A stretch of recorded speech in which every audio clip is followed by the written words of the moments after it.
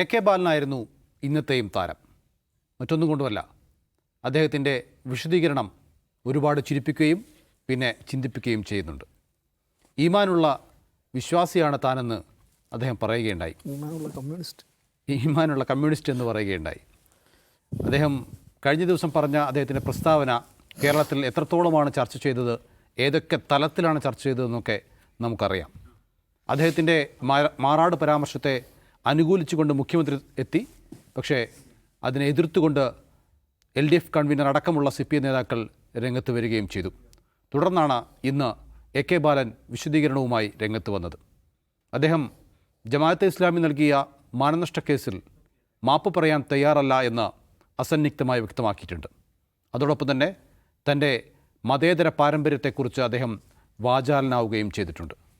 Dawood Sahib, AK. ബാലൻ അദ്ദേഹം ഖുർആൻ പരിഭാഷ കയ്യിൽ വെച്ചുകൊണ്ടാണ് ഇന്ന് വാർത്താസമ്മേളനത്തിൽ പങ്കെടുത്തത്. അദ്ദേഹം അത്രത്തോളം മുസ്ലിങ്ങളെ സ്നേഹിക്കുന്ന ഒരു വ്യക്തിയാണ്. അദ്ദേഹത്തിൽ നിന്ന് ഇങ്ങനെയൊരു വാക്ക് വരില്ല എന്നാണ് അദ്ദേഹം വിശ്വസിക്കുന്നത്. അല്ല, നൗഫൽ പറഞ്ഞ പോലെ എ.കെ. ബാലൻ്റെ പത്രസമ്മേളനം കണ്ടുകൊണ്ടിരിക്കുമ്പോൾ ഇത് സഖാവ് എ.കെ. ബാലൻ മുസ്ലിയാരാകാൻ പോവാണോ എന്ന് തോന്നിപ്പോകുന്ന തരത്തിലായിരുന്നു ഇന്നത്തെ പെർഫോമൻസ്. അദ്ദേഹം ഇന്ന് പത്രസമ്മേളനത്തിൽ പറഞ്ഞ കാര്യങ്ങൾ അതിന് രണ്ട് വശമാണുള്ളത്. ഒന്ന്, അദ്ദേഹം പ്രധാനമായി അഡ്രസ്സ് ചെയ്യുന്നത് പാർട്ടിയെയാണ്. പാർട്ടിയെയും പാർട്ടി കമ്മിറ്റിക്കകത്ത് തന്നെ വിമർശിച്ച ആളുകളെയും ഗംഭീരമായി അവർക്ക് മറുപടി കൊടുക്കുന്നുണ്ട്. അത് മറുപടി കൊടുക്കുന്നത് എങ്ങനെയാണെന്ന് വെച്ചിട്ടുണ്ടെങ്കിൽ മനോരമയ്ക്ക് മറുപടി പറയുന്നു എന്ന പ്രതീതി സൃഷ്ടിച്ചുകൊണ്ടാണ്. കാരണം പാലക്കാട് ജില്ലാ കമ്മിറ്റിയിൽ ബാലൻ വാ തുറന്നാൽ വോട്ട് നഷ്ടപ്പെടും എന്ന് പറഞ്ഞതായിട്ട് മനോരമയിൽ റിപ്പോർട്ട് വരുന്നുണ്ട്. അത് സംബന്ധിച്ച് മനോരമയിൽ കാർട്ടൂണുണ്ട്. അതെടുത്ത് ഉദ്ധരിച്ച് അത് മനോരമ പൊക്കിപ്പിടിച്ചാണ് മനോരമയെ ചീത്ത പറയുന്നു എന്ന വ്യാജേന ജില്ലാ കമ്മിറ്റിക്ക് മറുപടി കൊടുക്കുകയാണ്. അദ്ദേഹം പറയുന്നത്, ആദ്യം തന്നെ അദ്ദേഹം പറയുന്നൊരു കാര്യമുണ്ട്, ഞാൻ പത്രസമ്മേളനം നടത്തിയിട്ടില്ല. പത്രസമ്മേളനം നടത്താൻ ബാലൻ എന്താണ് അധികാരം എന്നൊരു ചോദ്യം ജില്ലാ കമ്മിറ്റിയിൽ വന്നിരുന്നു. ഞാൻ പത്രസമ്മേളനം നടത്തിയില്ല. കുറേ പത്രക്കാർ വീട്ടിൽ വന്നു. അപ്പോൾ അവരോട് കുറച്ച് കാര്യങ്ങൾ സംസാരിച്ചു. അപ്പം ഞാൻ വാ തുറന്നിട്ട് KSUവിൻ്റെ ആഫീസ് കൂട്ടിയിട്ടുണ്ട്. K. സുധാകരനും മമ്പ്രം ദിവാകരനും പിന്നെ വേറെ ഏതൊക്കെയോ കോൺഗ്രസ് നേതാക്കന്മാരുടെ പേര് പറഞ്ഞു. അവരൊക്കെ നയിച്ചിരുന്ന KSUവിൻ്റെ ആഫീസ് പൂട്ടിയത് ഞാൻ വാ തുറന്നിട്ടാണ്. ഞാൻ വാ തുറന്നിട്ട് പാലക്കാട് ജയിച്ച സ്ഥാനാർത്ഥികളുടെയൊക്കെ പേരൊക്കെ പറയുന്നുണ്ട്. അപ്പോൾ അതിലൂടെ അദ്ദേഹം ചെയ്യുന്നത് എന്താണ്? പാർട്ടി കമ്മിറ്റിയിൽ അദ്ദേഹത്തെ വിമർശിച്ച ആളുകൾക്ക് പരോക്ഷമായി മറുപടി പറയുകയാണ്. പിന്നെ പിണറായി വിജയനും P. ജയരാജനും തൻ്റെ വാദത്തെ അനുകൂലിച്ച് സംസാരിച്ച് അദ്ദേഹം പ്രത്യേകം എടുത്തു പറയുന്നുണ്ട്. അപ്പോഴും പാർട്ടി സെക്രട്ടറിയെക്കുറിച്ചോ LDF കൺവീനറെക്കുറിച്ചോ പറയുന്നില്ല. എന്ന് പറഞ്ഞാൽ പാർട്ടിക്കകത്ത് ബാലൻ സിദ്ധാന്തത്തിൻ്റെ കാര്യത്തിൽ വ്യത്യസ്ത അഭിപ്രായമുണ്ടെന്ന് അദ്ദേഹം ഭംഗിന്തരേന അത് അംഗീകരിക്കുകയാണ്. അപ്പോൾ അതിൽ തൻ്റെ കൂടെ നിന്ന ആളുകൾക്ക് പ്രത്യേകമായിട്ടുള്ള ഒരു കടപ്പാട് അദ്ദേഹം രേഖപ്പെടുത്തുകയാണ് ചെയ്യുന്നത്. അപ്പോൾ അതാണ് അതിൽ ഒരു ഭാഗം. രണ്ടാമത്തെ ഭാഗം പിന്നെ ഈ പറഞ്ഞ ഒരു ജമാഅത്തെ ഇസ്ലാമിയുടെ വക്കീൽ നോട്ടീസുള്ള മറുപടിയാണ്. അത് ശ്രദ്ധിക്കണം, അദ്ദേഹം എഴുതി വായിക്കുകയാണ് ചെയ്യുന്നത്. എഴുതിയത് തന്നെ ഒരു പക്ക ലീഗൽ ലാംഗ്വേജിലാണ്. എനിക്ക് തോന്നുന്നു അദ്ദേഹത്തിൻ്റെ അഡ്വക്കേറ്റ് തയ്യാറാക്കി കൊടുത്ത കുറിപ്പായിരിക്കണം. അപ്പോൾ അതിൽ അദ്ദേഹം പറയുന്ന ഒരു കാര്യം, ഞാൻ പറഞ്ഞതിൽ ഒരു മാറ്റവും ഒരു മാപ്പും പറയാൻ പോകുന്നില്ല. ഇനി അതിൻ്റെ പേരിൽ ഇവർ കേസ് നടത്തിയിട്ട് എനിക്ക് 1 കോടി നഷ്ടപരിഹാരം ഞാൻ നൽകാൻ വിധിക്കുകയാണെങ്കിൽ എനിക്ക് മുസ്ലിം സുഹൃത്തുക്കളുണ്ട്. എത്രയോ 10 1 ലക്ഷം രൂപ തരാൻ പറ്റുന്ന മുസ്ലിം സുഹൃത്തുക്കൾ. അവരെനിക്ക് പൈസ തരും, ഞാനിതാക്കും. അതിനിടയ്ക്ക് തന്നെ പൈസ കൊടുക്കുന്നില്ല, ഞാൻ ജയിലിൽ പോകുമെന്നും പറയുന്നുണ്ട്. ജയിലിൽ പോയി കഴിഞ്ഞാൽ ഖുർആൻ വായിക്കാനുള്ള ഖുർആൻ പരിഭാഷയൊക്കെ എടുത്തു വെച്ചിട്ടുണ്ട്. അപ്പോൾ ഖുർആൻ പരിഭാഷ അദ്ദേഹത്തിൻ്റെ കയ്യിലുണ്ട്. ഏതൊക്കെയോ ലോ ബുക്കുകളൊക്കെ ആയിട്ടാണ് വന്നിരിക്കുന്നത്. പിന്നെ ഈ എഴുതി തയ്യാറാക്കിയ ഖുർആൻ പരിഭാഷ ഇതുവരെ വായിച്ചു തീർന്നിട്ടില്ലേ? ഇല്ല, ജയിലിൽ പോയിട്ടാണ് വായിക്കുക. ജയിലിൽ പോയതിന് ശേഷം വായിച്ചു തീർക്കുമെന്നാണ് പറഞ്ഞത്. അപ്പോൾ ഈ ലീഗൽ ഫ്രണ്ടിൽ അദ്ദേഹം പറയുന്ന വാദങ്ങൾ എന്ന് വെച്ചാൽ ജമാഅത്തെ ഇസ്ലാമി അദ്ദേഹത്തിന് അയച്ചിട്ടുള്ള വക്കീൽ നോട്ടീസിൽ പറഞ്ഞ കാര്യങ്ങൾ, അതിലെന്താ സംഭവിക്കുന്നതെന്ന് വെച്ചാൽ ഇത് കേസ് കോടതിയിൽ വരുമ്പം ഇദ്ദേഹത്തിൻ്റെ വക്കീൽ ഉന്നയിക്കുന്ന ഡിഫൻസാണ് അദ്ദേഹം പറഞ്ഞിരിക്കുന്നത്. അതെനിക്ക് തോന്നുന്നു ജമാഅത്തെ ഇസ്ലാമിയുടെ വക്കീലിന് കുറച്ചും കൂടെ സൗകര്യപ്രദമാവും. എന്തൊക്കെയായിരിക്കും ബാലൻ അദ്ദേഹത്തിൻ്റെ ഡിഫൻസായി കൊണ്ടുവരുന്നത് എന്നുള്ളതിനെക്കുറിച്ചുള്ളൊരു ചിത്രമാണ്. ഒന്നാമത് ഞാൻ ജമാഅത്ത് എന്നേ പറഞ്ഞിട്ടുള്ളൂ. ഇതെനിക്ക് നോട്ടീസ് അയച്ചിരിക്കുന്നത് ജമാഅത്തെ ഇസ്ലാമി ഹിന്ദ് കേരള ചാപ്റ്ററാണ്. അപ്പോൾ ജമാഅത്തെ ഇസ്ലാമി ഹിന്ദ് കേരള ചാപ്റ്ററിനെ കുറിച്ച് ഞാനൊന്നും പറഞ്ഞിട്ടില്ല. ജമാഅത്ത് എന്ന് പറഞ്ഞാൽ ഇപ്പോൾ കാന്തപുരം ഉസ്താദിൻ്റെ സംഘടനയുടെ പേര് ജമാഅത്ത്, കേരള മുസ്ലിം ജമാഅത്ത്, പിന്നെ കാശ്മീരിൽ ജമാഅത്തുണ്ട്, പാകിസ്ഥാനിൽ ജമാഅത്തുണ്ട്, ബാംഗ്ലാദേശിൽ ജമാഅത്തുണ്ട്. അപ്പോൾ ഞാൻ ഈ ജമാഅത്ത് ഇസ്ലാമി എന്ന് ഞാൻ പറഞ്ഞിട്ടില്ല. അതൊരു അദ്ദേഹം കോടതിയിൽ ഉന്നയിക്കാൻ പോകുന്ന ഒരു ലോ പോയിൻ്റ് ആയിരിക്കും. അത് അദ്ദേഹം ഇപ്പം തന്നെ പറഞ്ഞിട്ടുണ്ട്. അപ്പോൾ അതിലൊരു പ്രശ്നം എന്ന് വെച്ചാൽ അദ്ദേഹം കശ്മീരിലെ ജമാഅത്തിനെയാണ് ഉദ്ദേശിച്ചതെങ്കിൽ, അല്ലെങ്കിൽ കാന്തപുരത്തിൻ്റെ ജമാഅത്തിനാണ് ഉദ്ദേശിച്ചതെങ്കിൽ, അതല്ലെങ്കിൽ ഏതെങ്കിലും മഹല്ല് ജമാഅത്തിനാണ് ഉദ്ദേശിച്ചതെങ്കിൽ, അവർ UDF അധികാരത്തിൽ വന്നാൽ ആഭ്യന്തരം കൈയാളുമെന്നാണ് അദ്ദേഹം ഉദ്ദേശിച്ചത്. അങ്ങനെ അതിനേക്കാൾ ഗുരുതരമാണ്. ഇപ്പോൾ പാകിസ്ഥാൻ ജമാഅത്താണ് UDF അധികാരത്തിൽ വന്നാൽ ആഭ്യന്തര വകുപ്പ് ഏറ്റെടുക്കാൻ പോകുന്നത് എന്നാണ് ബാലൻ ഉദ്ദേശിച്ചതെങ്കിൽ ഈ പറഞ്ഞതിനേക്കാൾ ഗൗരവമായിട്ടുള്ള കാര്യമാണ്. അപ്പോൾ അതെനിക്ക് തോന്നുന്നു വെറുതെ ഒരു സാങ്കേതികത്വം ഉയർത്തുകയാണ് അദ്ദേഹം ചെയ്യുന്നത്. ജലീൽ ഇങ്ങനെ പറയില്ല, മാധ്യമത്തിന് അടുത്തുള്ള ഏതോ അതെ അതെ അതെ മാധ്യമത്തിൻ്റെ ഓപ്പോസിറ്റിൽ IST ബിൽഡിംഗ് ഉണ്ട്. അതുകൊണ്ടാണ് ഞാൻ മാധ്യമവുമായി ബന്ധപ്പെട്ട സ്ഥാപനമായ മീഡിയ വൺ IS ചാനൽ എന്ന് വിളിച്ചതെന്ന് കോടതിയിൽ എഴുതി കൊടുത്ത ഒരു മഹാനാണത്. പോട്ടെ. അപ്പോൾ ഇത് ഇങ്ങനെ ആ ഒരു സാങ്കേതികത്താണ് പറഞ്ഞത്. ജമാഅത്ത് ഇസ്ലാമി ഹിന്ദ് കേരള ചാപ്റ്റർ എന്ന് ഞാൻ പറഞ്ഞിട്ടില്ല. അപ്പോൾ ജമാഅത്ത് ഇസ്ലാമി ഹിന്ദ് കേരള ചാപ്റ്ററിന് എന്നോട് എന്ത് ചെയ്യാൻ പറ്റില്ല, നഷ്ടപരിഹാരം ചോദിക്കാൻ അധികാരമില്ല എന്നുള്ളതാണ്.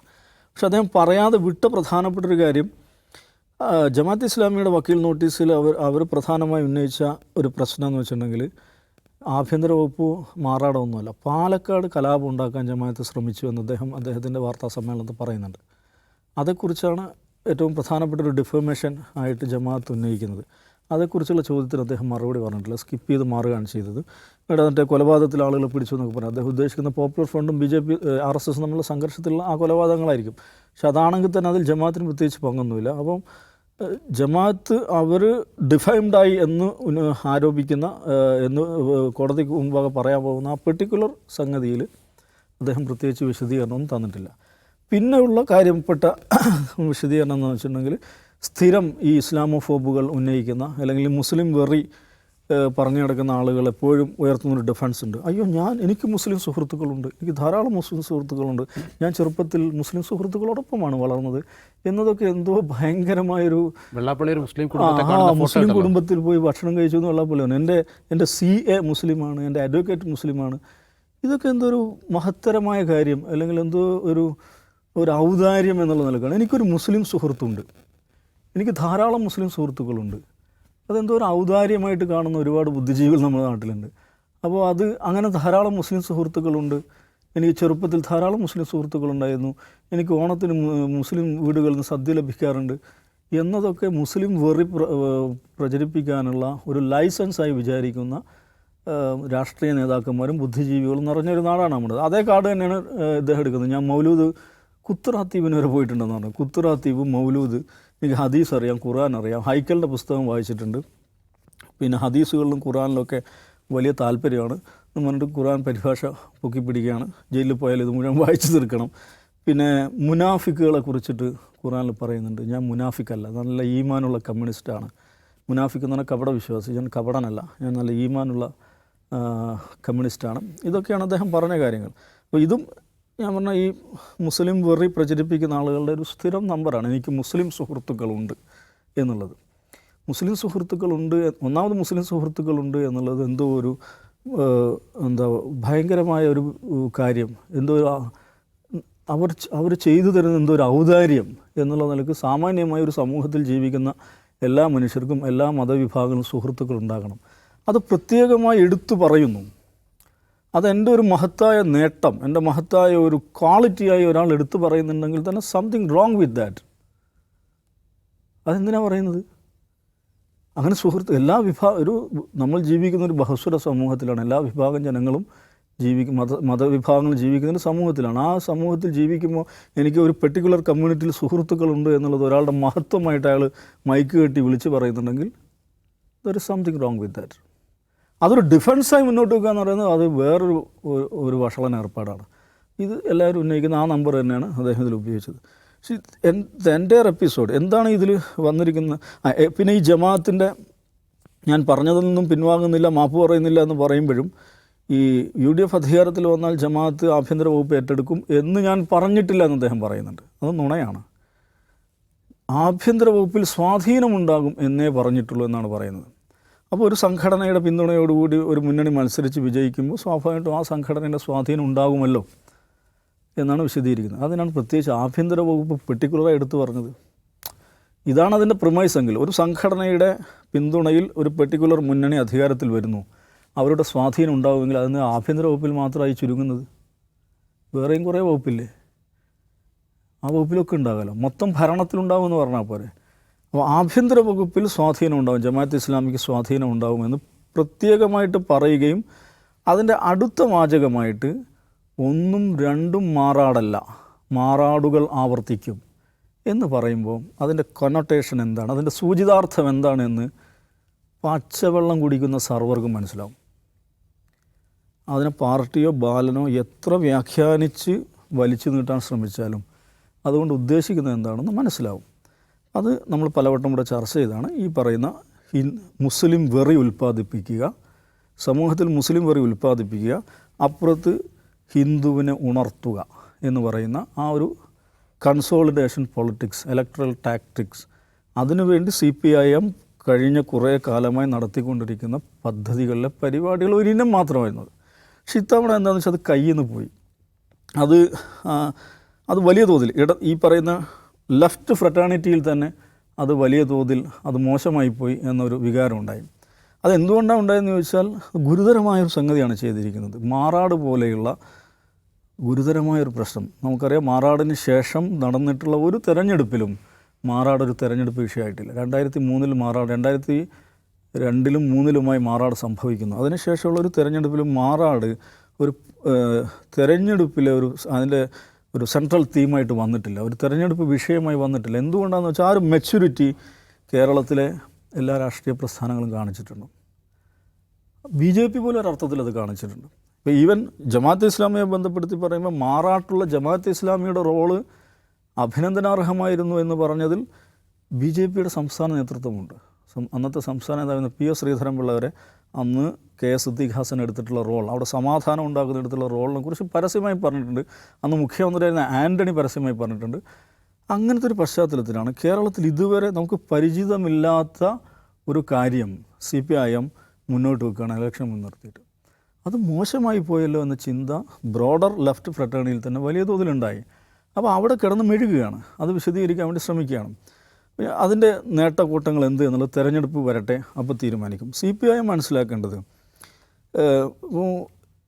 നമുക്ക് കഴിഞ്ഞ 9.5 വർഷത്തെ പിണറായി വിജയൻ ഭരണം, അല്ലെങ്കിൽ കഴിഞ്ഞ 5 വർഷത്തെ പിണറായി വിജയൻ ഭരണം ഞാൻ വ്യക്തിപരമായി ഞാൻ കാണുന്നത് ഇതൊരു മോശം ഗവൺമെൻറ്റാണ് എന്ന അഭിപ്രായം എനിക്കില്ല. ഇൻ ഗവേണൻസ് പെർസ്പെക്റ്റീവ് നമ്മൾ എടുത്തു കഴിഞ്ഞാൽ സാമാന്യം നന്നായി പോയിട്ടുള്ളൊരു ഒരു സർക്കാരാണ്. അതിൽ തന്നെ എൻ്റെ വ്യക്തിപരമായ വിലയിരുത്തലിൽ ഹെൽത്ത് ഡിപ്പാർട്ട്മെൻറ്റും ഈ ഹോം ഡിപ്പാർട്ട്മെൻറ്റും മാറ്റി നിർത്തിയാൽ ബാക്കി വകുപ്പുകളെല്ലാം സാമാന്യം നന്നായി പോയിട്ടുള്ളതാണ്. ഹെൽത്ത് ഓക്കെ, അത് എനിക്കൊന്ന് മന്ത്രിയുടെ കപ്പാസിറ്റി കുറവാണ്, എന്താണെന്ന് അറിയില്ല, അത് വളരെ മോശമാണ്. നമുക്കത് അതിന് ഡയറ്റ് ഒന്നും നോക്കേണ്ട കാര്യമില്ല, വെറുതെ മെഡിക്കൽ കോളേജിൽ പോയി നോക്കിയാൽ നമുക്ക് മനസ്സിലാവും. പിന്നെ ഉള്ളത്, അപ്പോൾ ഇത്രയും വളരെ മോശം ഗവേണൻസ് അല്ല എന്ന് മാത്രമല്ല വലിയ തോതിലുള്ള അഴിമതി ആരോപണങ്ങൾ. അത് ഈ ഒടുവിൽ വന്ന ഈ ശബരിമല മാറ്റി നിർത്തി കഴിഞ്ഞാൽ ഗുരുതരമായ അഴിമതി ആരോപണങ്ങൾ, നിരന്തരമായ അഴിമതി ആരോപണങ്ങൾ അത് ഈ മന്ത്രിസഭയ്ക്ക് നേരെ, ഈ ഗവൺമെൻറ് നേരെ ഉണ്ടായിട്ടില്ല. എന്ന് പറഞ്ഞാൽ ആൻറ്റി ഇൻകംബൻസി എന്ന് പറയാവുന്ന, അതിനെ ത്വരിപ്പിക്കാവുന്ന ഘടകങ്ങൾ വളരെ അധികമുള്ളൊരു ഗവൺമെൻറ് അല്ല ഇത്.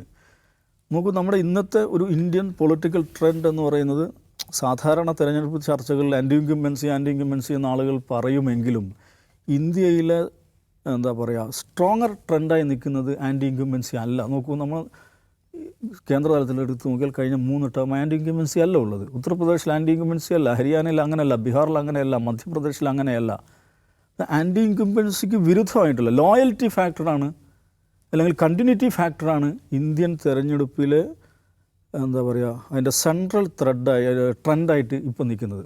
അതുകൊണ്ട് ആൻറ്റി ഇൻകംബൻസി എല്ലായിടത്തും ഉണ്ടാകുമെന്ന് നമ്മൾ വിചാരിക്കേണ്ട കാര്യമില്ല. ഒരു ഗവൺമെൻറ് പെർഫോം ചെയ്തു കഴിഞ്ഞാൽ അവർക്ക് തുടരാവുന്ന ഒരു പൊതു സാമൂഹിക അവസ്ഥ ഇന്ത്യയിലെമ്പാടുണ്ട്.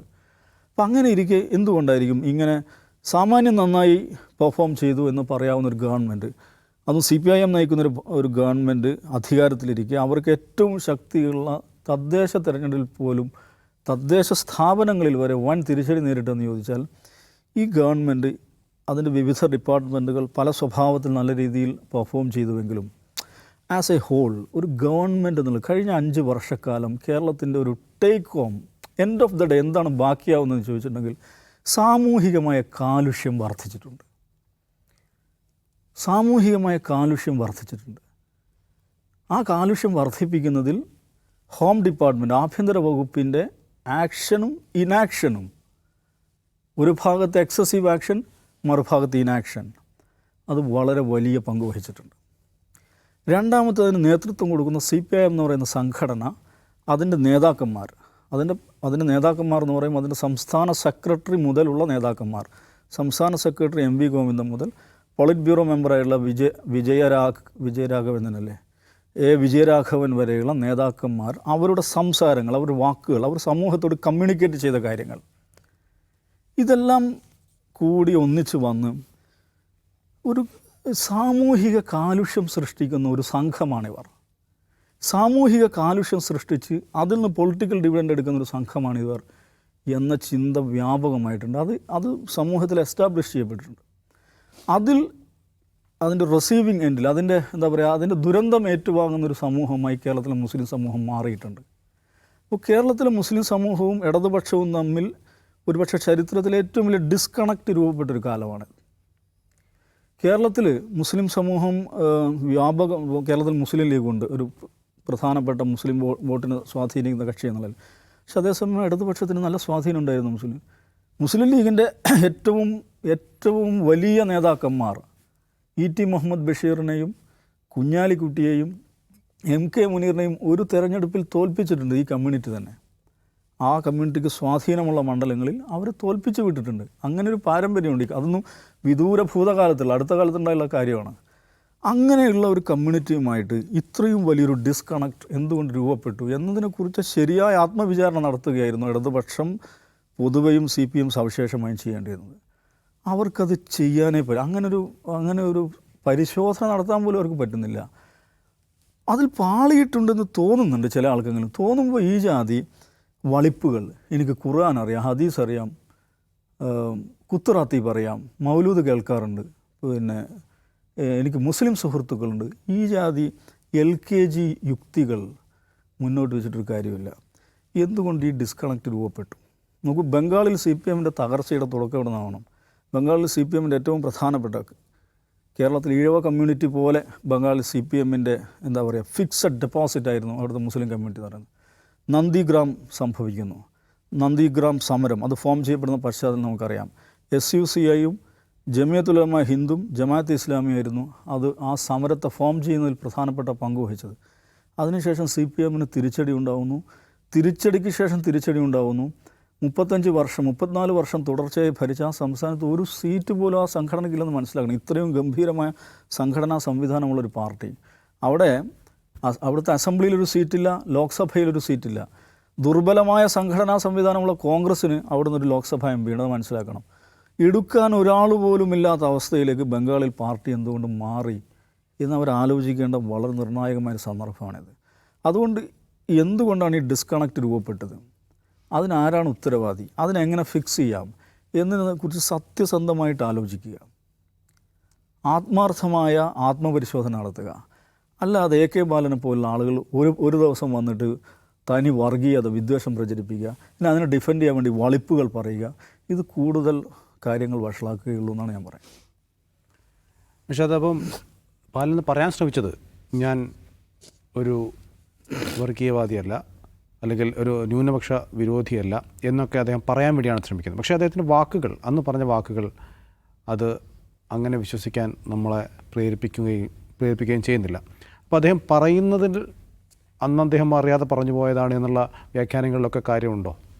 അല്ല, എനിക്ക് തോന്നുന്നത് ഇതൊരു ഡാമേജ് കൺട്രോൾ മെക്കാനിസത്തിൻ്റെ ഭാഗമായിട്ട് ബാലൻ രംഗത്ത് വന്നിരിക്കുന്നത് തന്നെയാണ് ഞാൻ വിചാരിക്കുന്നത്. എന്ന് വെച്ചാൽ ഇതിന് മുൻപ് നടത്തിയിട്ടുള്ള സംഗതികൾ അബദ്ധമായി എന്ന് CPMൻ്റെ നേതൃത്വം വിചാരിക്കുകയും CPMലെ ബഹുഭൂരിപക്ഷം ആളുകൾക്കും നമ്മൾ കൈവിട്ട കളിയാണ് കളിക്കുന്നത്, ഇതുകൊണ്ടൊരു ഗുണവും ഉണ്ടാവാൻ പോകുന്നില്ല എന്ന് മനസ്സിലാക്കുന്നതിൻ്റെ അടിസ്ഥാനത്തിൽ നമുക്കൊരു ടേൺ എടുക്കേണ്ടതുണ്ടെന്ന് അവർ വിചാരിക്കുന്നുണ്ട്. അതിൻ്റെ അടിസ്ഥാനത്തിൽ ബാലനോട് ഈ കാര്യങ്ങൾ വിശദീകരിക്കാൻ പാർട്ടി ആവശ്യപ്പെട്ടുണ്ടാവും. അതുകൊണ്ട് അദ്ദേഹം ഒരു വാർത്താ സമ്മേളനം നടത്തുന്നു. അത് അദ്ദേഹം വിദ്വേഷം പറയുമ്പോഴും വിശദീകരണം നൽകുമ്പോഴും എല്ലാം അദ്ദേഹത്തിൻ്റെ നിലവാരത്തിൽ അദ്ദേഹത്തിന് ചെയ്യാൻ കഴിയുന്നതുകൊണ്ടാണ് അദ്ദേഹം ഇന്നിപ്പോൾ ഖുർആനായിട്ട് വരികയും ഞാൻ മുസ്ലിങ്ങളുമായി ബന്ധമുള്ള ആളാണ്, ഞാൻ കുറ്റ്യാടിയിലും മാതാപുരത്തും പദ്ധതികൾ അനുവദിച്ച ആളാണ്, അവിടെ മുസ്ലിങ്ങൾ കൂടുതൽ താമസിക്കുന്ന സ്ഥലമാണല്ലോ, എൻ്റെ മുസ്ലിം പ്രതിപത്തിയെക്കുറിച്ച് മനസ്സിലാക്കാൻ ആ ഉദാഹരണം മാത്രം പോരെ എന്നൊക്കെ ചോദിക്കുന്നത് അതുകൊണ്ടാണ്. അപ്പോൾ അദ്ദേഹത്തിൻ്റെ ആലോചന പരിസരം എന്ന് പറയുന്നത് ഏത് കാര്യത്തിലും ആ വഴിക്കാണ് പോവുക. ബാലൻ പറയാൻ ശ്രമിക്കുന്നത്, ഇന്നിപ്പോൾ ബാലൻ പറഞ്ഞു നോക്കൂ, ബാലൻ ഇന്ന് ജമാഅത്തെ ഇസ്ലാമിയെ കടന്നാക്രമിക്കാൻ പോലും തയ്യാറാവുന്നില്ല. അദ്ദേഹം ഈ സംഘടന എനിക്കെതിരെ കേസ് കൊടുത്തിരിക്കുന്നു, എൻ്റെ ഇന്ന് 10 പൈസ കിട്ടില്ല എന്ന് പറയാണ്. എന്ന് മാത്രമല്ല, താൻ നടത്തിയ പരാമർശത്തെ മുസ്ലിം ലീഗ് നന്നായി മനസ്സിലാക്കി എന്നാണ് അദ്ദേഹത്തിൻ്റെ ഒരു പോയിന്റ്. അതായത് മുസ്ലിം ലീഗ് വന്നാൽ മാറാട് കലാപം ഉണ്ടാകുമെന്ന് മിനിഞ്ഞാന്ന് പറഞ്ഞാൽ താൻ നടത്തിയിട്ടുള്ള പരാമർശത്തെ മുസ്ലിം ലീഗ് നന്നായി മനസ്സിലാക്കി എന്ന് പറഞ്ഞ് മുസ്ലിം ലീഗിനെ സർട്ടിഫൈ ചെയ്യുകയാണ്. മുസ്ലിം ലീഗിനെയും അദ്ദേഹം ഇന്ന് കടന്നാക്രമിക്കുന്നില്ല എന്ന് കാണേണ്ട കാര്യമാണ്. കഴിഞ്ഞ ദിവസം പിണറായി വിജയൻ നടത്തിയ വാർത്താ സമ്മേളനത്തിൽ മുസ്ലിം ലീഗിനെ ആക്രമിക്കത്തില്ല, മറിച്ച് കോൺഗ്രസിൻ്റെ ഉന്നതരായ നേതാക്കൾ മുസ്ലിം ലീഗിനെ ആക്രമിച്ചതിൻ്റെ കഥ പറഞ്ഞ് ഓർമ്മിപ്പിക്കുകയാണ് അദ്ദേഹം ചെയ്യുക. എന്ന് വെച്ചാൽ കേരളത്തിലെ മുസ്ലിം മൈനോറിറ്റിക്കകത്ത് നിന്ന് ജമാഅത്തെ ഇസ്ലാമിയെ മാത്രം ആക്രമിക്കുകയും അങ്ങനെ ഇപ്പുറത്തൊരു കൺസോളിഡേഷൻ അവിടെ നിന്ന് കുറച്ച് വോട്ട് എന്നത് സാധ്യമല്ല എന്ന് മനസ്സിലാക്കുന്ന പാർട്ടി അതിൻ്റെ ഒരു കേരളത്തിലെ ഒരു പ്രധാനപ്പെട്ട കേരളത്തിൻ്റെ ഭാഗധേയ നിർണ്ണയിക്കുന്നതിൽ പ്രധാനപ്പെട്ട പങ്കുവഹിക്കുന്ന ഒരു സമുദായം ആകെ തന്നെയും നമ്മുടെ കയ്യിൽ നിന്ന് പോവുകയും ഇടതുപക്ഷ രാഷ്ട്രീയം ആകെ കൈവിട്ട് കളഞ്ഞൊരു പാർട്ടിയായിട്ട് നമ്മെ പൊതുസമൂഹം മനസ്സിലാക്കുകയും ചെയ്യുന്നുവെന്ന് പാർട്ടി വിലയിരുത്തുന്നുണ്ട്. അതുകൊണ്ടാണ് അവരിൽ നിന്ന് ടേൺ എടുക്കാൻ തീരുമാനിക്കുന്നത്. അതെന്തുമാത്രം എളുപ്പമായിരിക്കും ചോദിച്ചാൽ the damage has been done എന്ന് പറഞ്ഞാൽ ഇപ്പം എന്ന് പറയുന്നത് പോലെ ദുരന്തം സംഭവിച്ചു കഴിഞ്ഞിട്ടുണ്ട്. ആ പാർട്ടി അതിൻ്റെ ശരിയായ ലൈനിലല്ല പോകുന്നതെന്ന് അതിനെ കുറച്ച് സീരിയസ് ആയിട്ടും ക്വാളിറ്റേറ്റീവായിട്ടും അനലൈസ് ചെയ്യുന്ന ആളുകൾക്ക് ഇതിൻ്റെ കയ്യിൽ നിന്ന് പോയി എന്ന മട്ടിലാണ് അതിനെ കാണുന്നത്. അതിൻ്റെ നേതാക്കൾ നടത്തുന്ന സ്റ്റേറ്റ്മെൻറ്റുകളെ ആൾക്കാർ കാണുന്നത് അങ്ങനെയാണ്. അത്രയും അത് സംഭവിച്ചു കഴിഞ്ഞിട്ടുണ്ട്. ആ പാർട്ടി കുറച്ചുകൂടി നേരത്തെ തിരുത്തമായിരുന്നു. നേരത്തെ പറഞ്ഞ പോലെ ആഭ്യന്തര വകുപ്പിലെ പ്രശ്നങ്ങൾ വലിയ തോതിൽ ആ പാർട്ടിയുടെ വിശ്വാസ്യത, അതിൻ്റെ സർക്കാരിൻ്റെ വിശ്വാസ്യത ഇല്ലാതാക്കുന്നതിൽ പങ്കുവഹിച്ചിട്ടുണ്ട്. എന്തുകൊണ്ടാണ് അത് ഫിക്സ് ചെയ്യാൻ അവർക്ക് നേരത്തെ പറ്റാതിരുന്നത്? അപ്പോൾ അങ്ങനെ ആലോചിക്കുമ്പോൾ ഒരു കാര്യമുണ്ട്. പിണറായി വിജയനും നരേന്ദ്രമോദിയും അവരവരുടെ പാർട്ടികളോട് ചെയ്തിട്ടുള്ള പാതകം എന്താണ്? നരേന്ദ്രമോദി 11 വർഷക്കാലമായി ഭരണത്തിലിരിക്കുന്നു. പിണറായി വിജയൻ 10 വർഷക്കാലമായി ഭരണത്തിലിരിക്കുന്നു. ഈ രണ്ട് അധികായന്മാരായ നേതാക്കളും അവരുടെ ഭരണരീതികളും അവരവരുടെ പാർട്ടികളോട് ചെയ്തിട്ടുള്ള എന്താണെന്ന് നോക്കണം. അവരവരുടെ പാർട്ടികൾക്കകത്ത് ആഭ്യന്തര ജനാധിപത്യം എന്ന സംഗതിയെ ഈ രണ്ടുപേരും പൂർണ്ണമായും ഇല്ലാതാക്കി. നരേന്ദ്രമോദിയോടും അമിത്ഷായോടും ചോദ്യം ചോദിക്കാൻ കഴിയുന്ന ഒരു മെക്കാനിസവും ഒരു സ്പേസും BJPയിൽ ബാക്കിയില്ല. മോദിയാണ് തീരുമാനിക്കുക. മോദിയും മോദിയുടെ ഓഫീസേഴ്സും അല്ലെങ്കിൽ അമിത്ഷായും തന്നെയാണ് സകലവും തീരുമാനിക്കുക. മറ്റാർക്കും ആക്സസ് ഇല്ല, മറ്റാർക്കും ഒരു ഇൻഫർമേഷനും ഇല്ല. നോട്ട് നിരോധിക്കാൻ തീരുമാനിക്കുന്നത് ക്യാബിനറ്റ് പോലും മര്യാദയ്ക്ക് അറിഞ്ഞിട്ടല്ല എന്ന കാര്യം ഓർക്കണം. അതുപോലെയാണ് പിണറായി വിജയൻ എന്ന് പറഞ്ഞാൽ അദ്ദേഹത്തിൻ്റെ പാർട്ടി നേരത്തെ CPMൻ്റെ സെൽഫ് ഭരണം എന്ന വിമർശനം പലകുറി കേട്ടുള്ള പാർട്ടിയാണ്. കാരണം AK സെൻറ്ററിൽ നിന്നാണ് ഭരിക്കുന്നത് എന്ന വിമർശനമുണ്ട്. ഇപ്പം അങ്ങനെ ഒരു വിമർശനമുണ്ടോ? ഇല്ല. കാരണം എന്താണ്? AK സെൻറ്ററിലൊന്നും അറിയുന്നില്ല, LDF ഒന്നും അറിയുന്നില്ല, പാർട്ടി സംസ്ഥാന കമ്മിറ്റി ഒന്നും അറിയുന്നില്ല. എല്ലാം തീരുമാനിക്കുന്നത് പിണറായി വിജയനാണ്.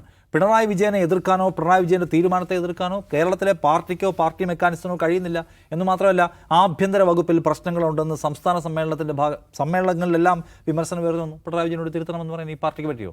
അന്ന് ഈ സൈബർ സ്പേസിലെ അതിക്രമങ്ങൾ തടയാൻ കൊണ്ടുവന്ന 118 എന്ന് പറഞ്ഞ കരി നിയമം, കേരള പോലീസ് ആക്ടിൽ കൊണ്ടുവന്ന മാറ്റം വ്യാപകമായി വിമർശിക്കപ്പെട്ടു. പിണറായി വിജയൻ ആ ഓർഡിനൻസ് ഇറക്കിയിട്ടതിൻ്റെ പിറ്റേന്ന് വാർത്താ സമ്മേളനത്തെ ന്യായീകരിച്ചു. അവസാനം ഭയങ്കരമായ സമ്മർദ്ദം ഉണ്ടാക്കി. CPMൻ്റെ ദേശീയ നേതൃത്വം ഇടപെട്ടിട്ടാണ് ഇത് പിൻവലിക്കേണ്ടി വന്നത്.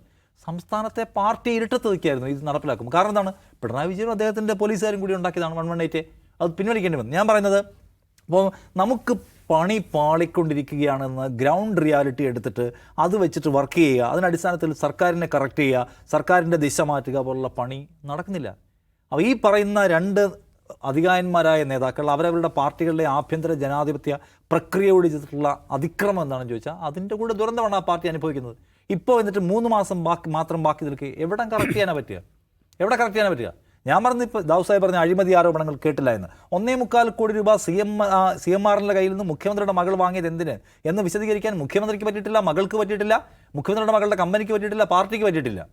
ആ പാർട്ടി ചോദിക്കണ്ടേ നമ്മളെ വേട്ടയാടണം അതിൻ്റെ പേരിൽ? എന്താണ് ഈ മുഖ്യമന്ത്രിയുടെ ക്ലിഫ് ഹൗസിൽ താമസിക്കുന്ന ആൾ ചെയ്യുന്നത് എന്ന് മനസ്സിലാക്കാൻ ആ പാർട്ടിക്ക് പറ്റണമായിരുന്നു. അത് ചെയ്തിട്ടില്ല.